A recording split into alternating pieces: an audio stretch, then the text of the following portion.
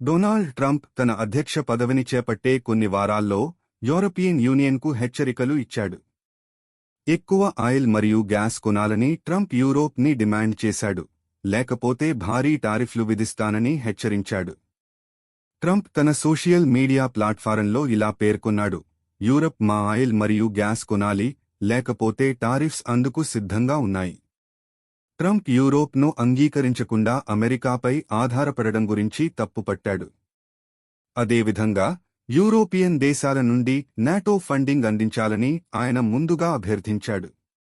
2022 నాటికి యుఎస్ మరియు యూరోప్ మధ్య వాణిజ్య లోటు $202.5 బిలియన్ ఉంది. ట్రంప్ ఈ లోటును తగ్గించడానికి టారిఫ్లను పరిష్కారంగా చూస్తున్నాడు. అతను ఇటీవల టారిఫ్స్ మాకు సంపదను తీసుకొస్తాయి అని చెప్పాడు మరియు గత వాణిజ్య ఒప్పందాలను తప్పుగా పేర్కొంటున్నారు. ట్రంప్ రెండవ పర్యాయంలో తన పదవికి వచ్చినప్పుడు ముందస్తు టారిఫ్లు మరియు వలస చట్టాలపై మార్పులు చేర్పులు చేయాలని ప్రణాళికలు పెట్టాడు. ట్రంప్ ఇప్పటికే చైనా, మెక్సికో మరియు కెనడాపై టారిఫ్లు విధించారు.